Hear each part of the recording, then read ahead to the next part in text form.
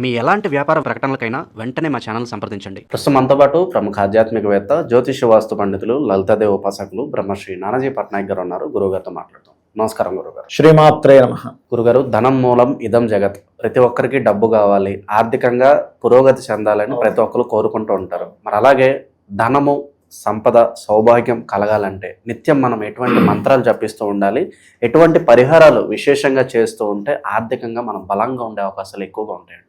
తప్పకుండా అండి. దీంట్లో 2 లలితాసహస్రనామాల్లో 2 ఉంటాయి. ఇంకా ఉంటాయి కానీ బట్ నేను మీకు 2 చెప్తాను. దీంతోపాటు సిద్ధలక్ష్మి మంత్రం అని కొంతమంది తీసుకుంటుంటారు వాళ్ళ గురువుల దగ్గర. అది బీజాక్షర సంబంధంగా ఉంటుంది. అది యూట్యూబ్లో చెప్పకూడదు. అది నామాలు అనుకోండి, చెప్పుకోవచ్చు. ఇప్పుడు లలితాసహస్రనామాలు ఉన్నాయి. అందులో ఓం సంపత్కరీ సమారూఢ సింధుర వ్రజ సేవితాయే నమః, లేదా ఓం ధర్మాధ్యక్ష ధనాధ్యక్ష ధనధాన్య వివర్ధినే నమః. ఏమిటి మరి ఇవి చెప్తున్నారు, ఎందుకు చెప్పరు అంటే ఇది నామరూపంలో ఉంది. అంతర్గతంగా బీజాక్షరంగా ఉంటుంది. ఇందులో బయటికి కనబడదు, బాహ్యంగా బీజాక్షరం అంతర్గతంగా ఉంటుంది. లక్ష్మీ అనుగ్రహం కలగడానికి. అందులో ఏంటంటే డైరెక్ట్గా బీజాక్షరాలు ఉంటాయి. హ్రీము శ్రీము ఇలాంటివన్నీ ఉంటాయి. కాబట్టి అవి గురువు యొక్క సమక్షంలోనే తీసుకోవాలి. ఎందుకు గురువు సమక్షంలో తీసుకోవాలి, ఎందుకు చెప్పకూడదు అంటే చెప్తా వినండి. గురువు గారు ఒక మంత్రం ఇచ్చేటప్పుడు ముందుగా ఆ యొక్క వ్యక్తిని ఎలాంటివి పాటించాలో అన్నీ చెప్తాడు. ఏదైనా ఇప్పుడు మనం బీజాక్షర సంబంధించిన మంత్రాలు చేసేవాళ్ళు పొరపాటును కూడా అబద్ధం ఆడకూడదు, తెలుసా? గురువు చెప్తాడు ఇది. ఇంకోటి, నిష్కపటంగా ఉండాలి. అంతేగాని ఏదేదో చెప్తూ ఏదేదో చేస్తూ ఎందుకు చెప్తున్నా అంటే ఇవన్నీ మీరు ఒక లక్ష్మీదేవి మంత్రం చేస్తున్నారు అంటే సిద్ధలక్ష్మి మంత్రం చేస్తున్నాను అనుకున్నాను అంటే మీకు సిద్ధించాలి లక్ష్మి, అమ్మవారు స్థిరంగా ఉండాలి. మీ దగ్గర ఎందుకు ఉంటుంది? ఇప్పుడు మీరు ఉన్నారు, ఒక రూమ్లో మొత్తం స్మెల్ వస్తుంది, అక్కడ మిమ్మల్ని వెళ్ళి ఉండమంటే ఉంటారా? ఏంటంటే అక్కడ స్మెల్ వస్తుంది, పక్క రూమ్లోకి వెళ్ళి ఉంటా అంటాడు. ఈ గృహం అంటే ఈ యొక్క శరీరం అనేటువంటి దీంట్లోకి అమ్మవారు మీ దగ్గరికి వచ్చి మీతో ఉండాలి అంటే మీకంటూ కొన్ని లక్షణాలు ఉండాలి. నిష్కల్మషంగా ఉండడం, నిష్కపటంగా ఉండడం, ఇవన్నీ ఉంటూ నిత్యము కూడా అమ్మవారి నామాన్ని స్మరణ చేస్తూ ఉంటే అక్కడికి వస్తుంది. అలా అని వేరే దగ్గర రాదని కాదు నా ఉద్దేశం. ఇక్కడ ఏంటంటే మీరు అనొచ్చు, ఏమండి మరి పేడలో ఉంటుంది అంటారు లక్ష్మీదేవి, మరి పేడ స్మెల్లే కదా అని. గోవు ఉన్నటువంటి గోమయం వేరు, మనం రకరకాల పిచ్చి పిచ్చిగా ఉండడం వేరు. మళ్ళీ ఈ లక్ష్మిలో చాలా రకాలు ఉంటాయి. ఇప్పుడు మనకి తారాపీఠ వెళ్ళారనుకోండి, అక్కడ మీరు దీపావళికి గనక వెళ్తే శ్మశానంలోనే లక్ష్మీదేవి పూజ చేస్తారు. అక్కడ తెలుసా మీకు? లక్ష్మణులో చాలా రకాలు ఉంటాయి. వామాచార సంబంధంగా చేసే ఉంటాయి, కౌలాచార సంబంధంగా చేసే ఉంటాయి, దక్షిణాచార సంబంధంగా చేసే ఉంటాయి. ఆ లక్ష్ములకి వాళ్ళు మాంసం మధువు కూడా పెడతారు. అయితే అదంతా వామాచార సంబంధించినటువంటివి, అవన్నీ కూడా వామాచార కౌలాచార సంబంధించినవి. అయితే మీకు ఎప్పుడు కూడా ఒకటే గుర్తుపెట్టుకోండి, లక్ష్మీదేవి ఉపాసన చేస్తున్నాము అంటే కేవలం ధనం ఒకటే కాదు, మనిషికి అన్నిటినీ ఇస్తుంది లక్ష్మీదేవి. సంతాన లక్ష్మి అంటారు, అందుకే చూసారా? ధాన్యలక్ష్మి అంటే తిండికి లోటు ఉండదు, సంతానానికి లోటు ఉండదు, ధైర్యానికి ధైర్యలక్ష్మి, విజయలక్ష్మి విజయాన్ని ఇస్తుంది. ఇవన్నీ ఇస్తుంది. ఇవన్నీ ఇవ్వాలి అంటే మొట్టమొదటిగా నీలో ఉండే తత్వం మారాలి. నీలో ఎటువంటి తత్వము మారకుండా కేవలం ఏదో ఒక మంత్రం బీజాక్షరం తీసేసుకున్నాం గురువు దగ్గర, చేస్తూనే ఉన్నాం నాకేం కలిసి రావట్లేదు అంటే అది కలిసి రాదు. ఇంకోటి ఏంటంటే లక్ష్మీదేవి యొక్క అనుగ్రహం మీకు కలగాలి అంటే ముందు విష్ణువుని ఆరాధించాలి. వితౌట్ విష్ణువు లక్ష్మీదేవి రాదు మీ దగ్గరికి పొరపాటును కూడా. విష్ణు సహస్రనామాలు చదివి తర్వాత లక్ష్మీదేవికి సంబంధించిన అష్టోత్తరం చేసుకుంటారు. మూల బీజాక్షరాలతో ఉండేటువంటి గురువు గారి దగ్గర తీసుకున్న మంత్రం తీసుకుంటారు, చేయాలి. ఈ లక్ష్మీదేవి సిద్ధించాలంటే ముందుగా శుచి అవసరం. శుచి శుభ్రత చాలా అవసరం అని చెప్తుంది శాస్త్రం. అంటే మన గృహము, మన శరీరము శుభ్రంగా ఉండాలి. ఇక్కడ మిమ్మల్ని రోజు కొత్త బట్టలు కట్టుకోమని చెప్పట్లే, ఉతికిన వస్త్రాలు వేసుకోండి. మనసు లోపల బయట కూడా కల్మషం లేకుండా ఉండగలగాలి. నీట్గా ఉండడం అంటే కేవలం స్నానం చేయడమే కాదు, ఆలోచనల్లోని దీంట్లోని క్లియర్గా ఉండగలగాలి. మీరు ఎవరినైనా ఇప్పుడు కలికాలం అంతా మారిపోయారు, అంతర దొంగలను మాట్లాడుకుంటుంటాం కదా, ప్రతి ఒక్కరు కోరుకునేది ఎవరినండి? మళ్ళీ జెన్యున్ పర్సన్నే కోరుకుంటాం, అవునా కదా? ఇప్పుడు మీరు ఇంత ఇంటర్వ్యూలు చేస్తుంటారు, జెన్యున్గా చెప్పేవాళ్ళు కావాలండి అంటారా? అంటారు. ఏది పడితే అది చెప్పినా పర్లేదండి అనరు మీరు. సార్ కంటెంట్ బాగుండాలండి అంటారు. ఎందుకు మరి అంటున్నారు? ఏది పడితే అది చెప్పేసేవచ్చు కదా, ఎందుకు అలాగ అంటున్నాం? మీరు ఒక మీ వెహికల్ తీసుకెళ్ళి రిపేర్కి ఇస్తున్నారు, మంచి పర్సన్ దగ్గర తీసుకెళ్ళాలి, వాడు ఏదో ఒకదానికి ఒకటి వేసేసి చేస్తున్నాడు అని చేస్తే కరెక్ట్ కాదని మంచిది కోరుకుంటున్నారు లేదా? హోటల్కి వెళ్ళినా క్వాలిటీ ఫుడ్ కావాలనుకుంటున్నాం, చాలా బాగా వండుతారండి అన్న, ఎలా వండినా పర్లేదు తినేస్తాను అంటున్నారా? అనట్లేదు కదా. యాక్చువల్గా ఏంటంటే ఇవాళ రేపు సొసైటీలో మీరు ఇది కరువు ఉంది కాబట్టి దీన్ని మీరు కనుక డెవలప్ చేసుకోగలిగితే, జెన్యూనిటీని కనుక డెవలప్ చేసుకోగలిగితే అదే లక్ష్మి. కాబట్టి లక్ష్మీదేవి అనుగ్రహం కలగడానికి శాస్త్రాల్లో కొన్ని కొన్ని విషయాలు చెప్పారు. మనకి గోమతి చక్రాలు ఉంటాయి, చక్రాలను పెట్టి పూజ చేస్తారు. క్షీరంతో పూజ చేస్తే చాలా మంచిదని చెప్తారు. అంటే అమ్మవారి ప్రీతి కోసం.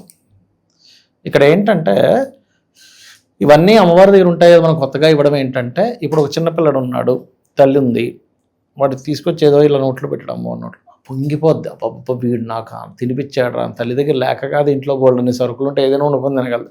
కానీ బిడ్డ బిడ్డ కనుక నోట్లో తను చక్కగా ఒక చపాతి ముక్క, ఒక యాపిల్ ముక్క ఏదో పెట్టినప్పుడు ఎంత పొంగిపోతుందో ఆ అమ్మవారు కూడా అలా పొంగిపోద్ది. మనం అంత అంటే జన్మ తరించేలాగా మీరు పూజ చేయగలగాలి.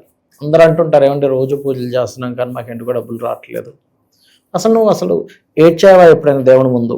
బాధపడ్డావా? అయ్యో నేను నీకు ఇవాళ ఈ రోజు నేను కొబ్బరికాయ కొడతాను, ఈరోజు కొబ్బరికాయకి డబ్బులు లేవని ఎప్పుడైనా ఏడ్చావా?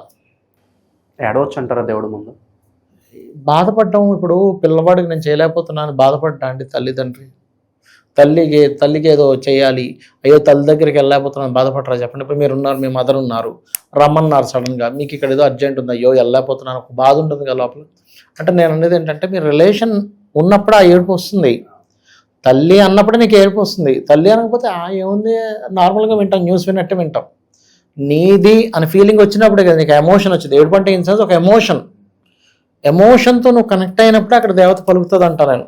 ఆ భావన లేకపోతే మీకు పలకదు. మీరు ఎన్ని లక్ష్మీ అష్టోత్తరాలు చదవండి, ఎన్ని సిద్ధలక్ష్మి మంత్రాలు 100 గురువుల దగ్గర వెళ్ళి తీసుకోండి, ఎన్ని లలితలు చదవండి, ఎమోషను, భావన, ఆ భక్తి ఉండాలి. అంటే జ్ఞాన వైరాగ్యాలు ఉండాలంటారు. జ్ఞాన వైరాగ్యాలు అనేది చాలా పెద్ద సబ్జెక్ట్ అది. అసలు జ్ఞానం అంటే ఏంటంటే జ్ఞానం అంటే ఏంటి, వైరాగ్యం అంటే ఏంటి? వైరాగ్యం అంటే ఏమనుకుంటారు కామన్గా? మీరు ఏమనుకుంటారు వైరాగ్యం అంటే? అన్నిటి మీద ఇంట్రెస్ట్ పోవడము, ఏదో ఉన్నామంటే ఉన్నాము అన్నట్లుగా కొంతమంది ఉంటూ ఉంటారు. అది పూర్తిగా తప్పు.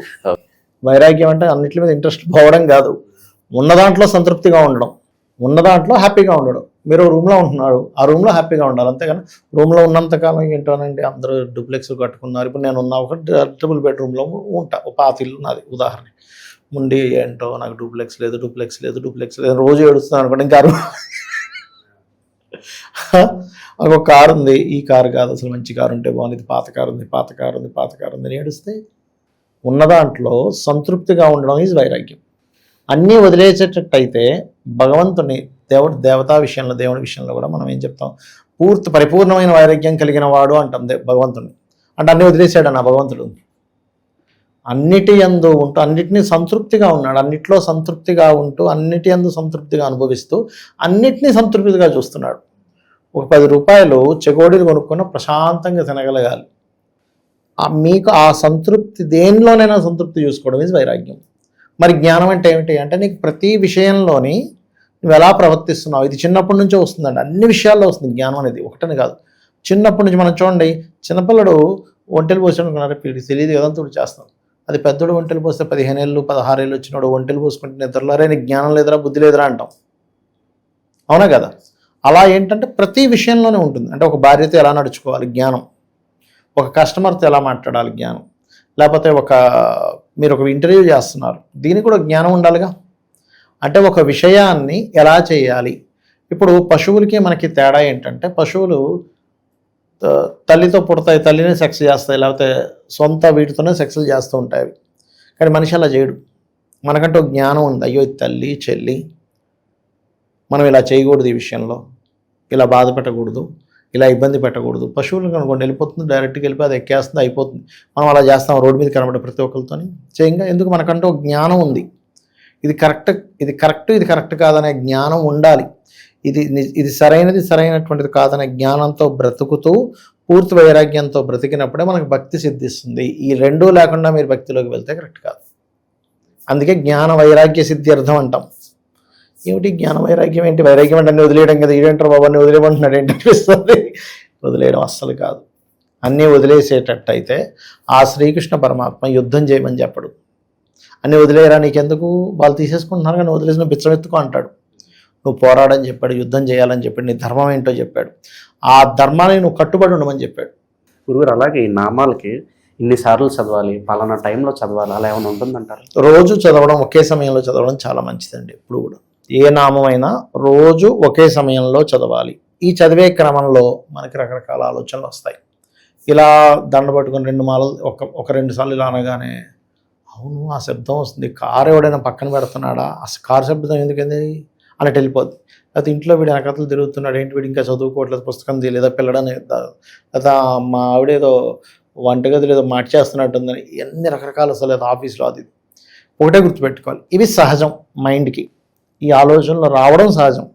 మీరు ఎప్పుడైతే విలువ తెలుసుకుంటూ ఉంటారో, భగవంతుడి యొక్క వాల్యూ, మంత్రం యొక్క వాల్యూ తెలుసుకుంటూ ఉంటారో, అప్పుడు మీకు ఆలోచనలు ఆగిపోతాయి. ఎలా అంటే, మీరు మొన్న ఒక సినిమా వచ్చింది, అది ఎవరిది, రామ్ చరణ్ అండ్ జూనియర్ ఎన్టీఆర్ చేశారు, అదే మూవీ అంటే త్రిబుల్ ఆర్లో జూనియర్ ఎన్టీఆర్ ఇంట్రడక్షన్ సీన్ ఒకటి ఉంటుంది. ఒక పులిని ఇది చేస్తే పులి ఇట్లా డైరెక్ట్ ముందుకు వచ్చేస్తే వాడు ఇలా గట్టి 2 ఇలా పట్టుకొని ఇలా ఉంటాడు.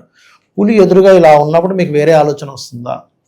ఆ క్షణంలో వేరే ఆలోచిస్తున్నా అండి అని వాడని అంటాడా? పులి మిమ్మల్ని వెంటాడుతుంది, వేరే ఆలోచన వస్తుందా? ఎందుకు రాదు? మనసు అంతా దాని మీదే ఉంటుంది. దీన్ని తప్పించుకోవాలి, దీన్ని తప్పించుకోవాలని ఎలా ఉంటుందో, ఇప్పుడు మీరు ఒక మొత్తం బంగారం ఇచ్చానండి, మీకు బ్యాగ్లో పెట్టుకున్నారు, ఇది పట్టుకొని మీరు ట్రైన్లో పలానా దగ్గరికి వెళ్ళి పలానా మనిషికి ఇచ్చారన్నప్పుడు వేరే ఆలోచనలు వస్తాయి మీకు. బాబోయ్ ఇది బంగారం, ఈ మిస్ అయితే ఇంకేం లేదు, నా పని అయిపోద్దని 1 కిలో బంగారం పట్టుకొని మీరు ప్రయాణం చేస్తున్నారు. అంటే చాలా వాల్యుబుల్ అని మీకు తెలిసినప్పుడు మీరు చాలా అలర్ట్గా ఉంటారు. మంత్రం యొక్క వాల్యుబుల్ మీకు తెలుసుకోగలగాలి, భగవంతుడు ఉన్నాడని తెలుసుకోగలగాలి. మీరు కనుక రోజు ఒక మంత్రాన్ని రెగ్యులర్గా కనుక మీరు చేయగలిగితే దర్శనం జరుగుతుంది. తెలుసా మీకు? భగవద్ దర్శనం జరుగుతుంది, కనిపిస్తాడు. మీరు ఏ మంత్రం చేస్తే ఆ మంత్రం అది ఆ దేవత కనిపిస్తుంది మీకు. బట్ కొన్ని సెకండ్స్ మాత్రమే కనిపిస్తుంది. అంటే ఇప్పుడు ఇలా కూర్చొని ఇలా మంత్రం చేస్తున్నారు, ఇక్కడ ధ్యాస పెట్టి ఇలా చేస్తూ ఉన్నారు, ఏదో ఒక మంత్రం, గణపతో లేకపోతే ఏదో అలా చేయగా కొన్ని రోజులకి ఏమైపోద్ది అంటే మీరు కళ్ళు మూసుకొని ఉంటారు, కానీ ఇదంతా కనిపిస్తూ ఉంటుంది.